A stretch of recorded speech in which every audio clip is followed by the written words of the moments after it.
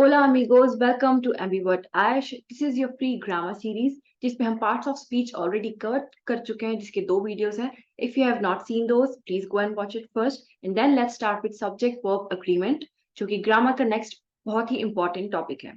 Before we begin and dive into the conceptuals, let me inform you कि हमारी community का एक podcast भी है, that is the Elite Alliance podcast, which is available on my YouTube channel and Spotify app as well.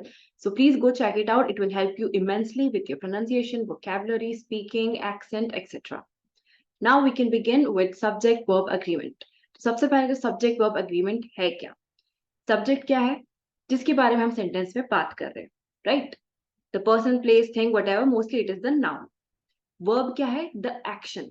The action that is being done in the sentence, that is a verb. अब इन दोनों का agreement क्या हो सकता है? Just take a guess. Agreement means अगर हमारा subject singular है तो verb भी singular होगा. अगर हमारा subject plural है तो verb भी plural होगा. Singular plural, singular मतलब एक, plural मतलब एक से ज्यादा. अगर दो भी है, it will be counted as plural. Okay, now this is the basic rule of subject verb agreement. We will cover more rules through the span of 2 videos. So let's get to see the basic of it first. अब सबसे पहले तो लोगों को singular और plural verb में भी confusion होता है. बहुत से लोग बोलेंगे कि no that's exaggeration, but I will prove it to you. Let's see. Firstly, the basic rule is verb must agree with the subject in number and in person. If subject is singular, verb must be singular. If subject is plural, verb must be plural. Okay, easy. Now, the boy plays basketball. Boy subject है, plays verb है. The boys play basketball. Boys subject है और play verb है. अब यहीं पर गौर करने वाली बात यह है कि प्लेज यानी जो एस वाले वर्ड्स हैं वो एक्चुअली सिंगुलर होते हैं. और ज्यादातर लोगों से जब भी मैं, इवन माय स्टूडेंट्स, जब भी मैं पूछती हूँ, दे से दी ऑपोजिट कि जहां पर एस नहीं है यानी कि प्ले जो है उसे वो सिंगुलर समझते हैं, जबकि ऐसा नहीं है. जो भी नॉर्मल वर्ब्स होते हैं, play, dance, think, talk, walk, write, dance etcetera, जो बिना एस या ईएस वाले हैं, they are actually plural verbs. इन्हें हम प्लूरल सब्जेक्ट के साथ यूज करते हैं, right? The child play cricket, no that's wrong. The children play cricket. अगर चाइल्ड है तो प्लेज आएगा, एस ईएस वाले वर्ब आएंगे क्योंकि वो सिंगुलर होता है. ओके, आई होप ये बेसिक डाउट जो बहुत लोगों को होता है वो क्लियर हो गया होगा. एंड अगेन इसे हम हैव से भी कनेक्ट कर सकते हैं. हैज हम यूज करते हैं सिंगल के लिए, हैव हम यूज करते हैं प्लूरल के लिए. तो ये जो भी प्लूरल वर्ब्स हैं उनके साथ में हम हैव का यूज करेंगे, आर का यूज करेंगे, और जितने भी प्लूरल ऑक्सिलरी वर्ब्स होते हैं उनका यूज करेंगे. ओके, सो ये बेसिक चीज है जो बहुत से लोगों को डाउटफुल होती है. So I clear that out right at the beginning. अब हम डाइव कर सकते हैं थोड़े डीपर कॉन्सेप्ट्स या रूल्स की तरफ. So let's see rule number 1. Do not let a phrase between subject verb trick you. The subject is what the verb agrees with, not a noun or pronoun. For example, one of the gifts is open. अब यहाँ पे जो subject है वो क्या है? Gifts है, which is plural. लेकिन हमने verb क्या यूज किया? Is, जो कि singular है. ऐसा क्यों? Underline one of. जब भी हम one of की बात करते हैं in any sentence, one of मतलब हम किसी एक particular gift की बात कर रहे हैं among a lot of gifts. One of the children. Children तो प्लूरल है लेकिन हम बात किसकी कर रहे हैं? एक, किसी एक बच्चे की, राइट? तो जब भी वन ऑफ आता है इन एनी सेंटेंस, तब हम क्या यूज करेंगे? Singular verb. Okay, singular verb क्या है? इज, जैसा कि यहाँ पे यूज हुआ है. One of the gifts is open. One of the crew members was present. अगर हम पास्ट में बात कर रहे हैं तो इज का वॉज हो जाएगा, ठीक? लेकिन वर्ब हमेशा सिंगुलर ही यूज होगा. Okay, so this is the rule. Now it's your task. Comment down the sentences that are similar to this, जहां पर आप सिंगुलर वर्ब यूज करेंगे जबकि सब्जेक्ट प्लूरल है, दैट इज गिफ्ट्स, लेकिन उसके साथ में क्या लगा होगा? The key thing is one of. उनमें से हम हमेशा सिर्फ एक की बात करेंगे, तभी हम सिंगुलर वर्ब का यूज करेंगे, right? So give me example of more such sentences in the comment box. That's your responsibility. Now let's move ahead to rule number 2. If one subject is singular and the other is plural and they are connected by words, ये होता है सबसे बड़ा confusion का पिटारा कि एक subject नहीं है, दो सब्जेक्ट है, तो हम वर्ब कौन सा यूज करें? ये ऑब्वियस है कि किसी को भी कंफ्यूजन होगा. This is a valid one.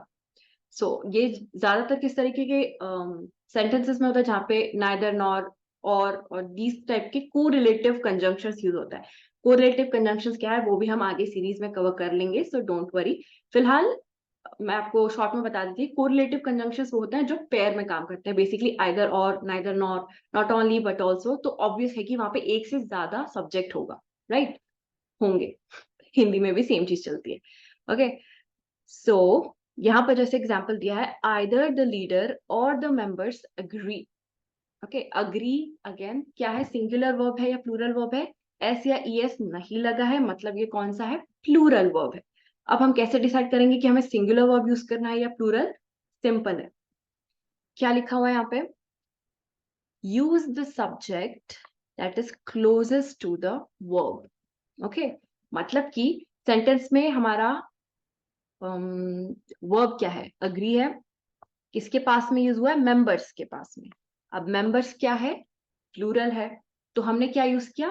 Plural verb का यूज किया। मतलब कि जो सबसे पास वाला सब्जेक्ट है, ऑब्वियस है कि हम स्कूल में जाके बैठ रहे हैं, जिसके साथ बैठ रहे हैं उसी से ज्यादा कनेक्ट करेंगे, right?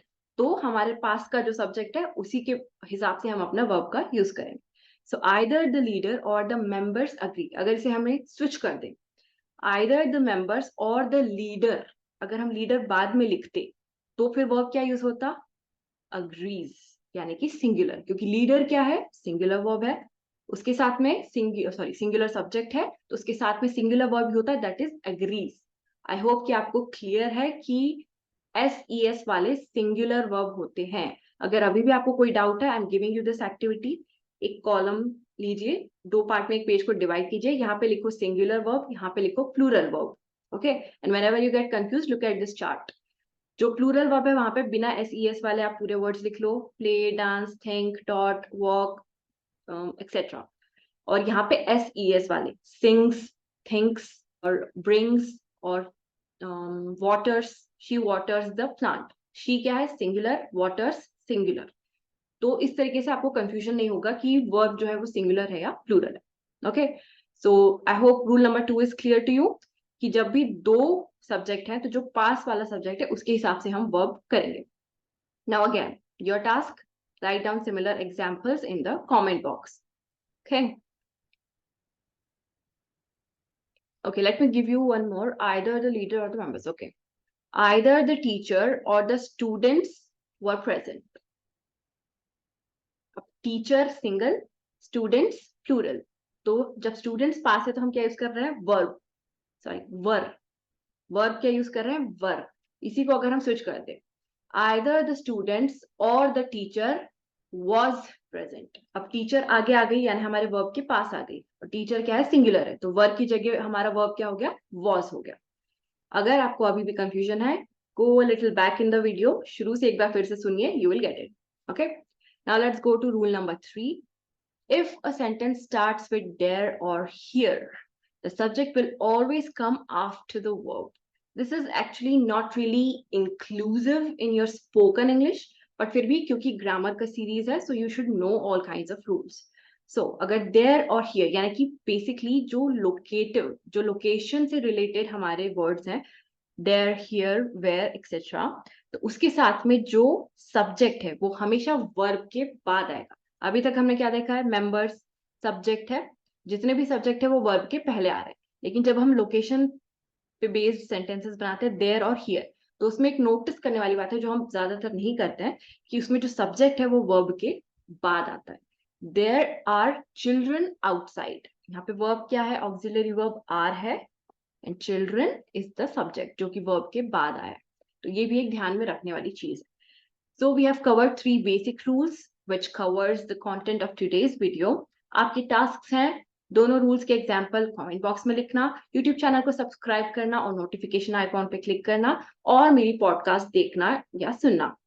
Okay, and a lot of amazing things are also coming up on this channel. So I would suggest you that keep the notifications on so you get notified and you don't lose out on good information, good content, and good connections.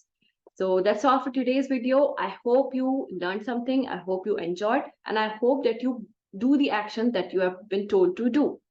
That's all. I'll see you in the next video very, very soon with other 3 rules of subject verb agreement, and then we will jump on to the next topic of this free grammar series.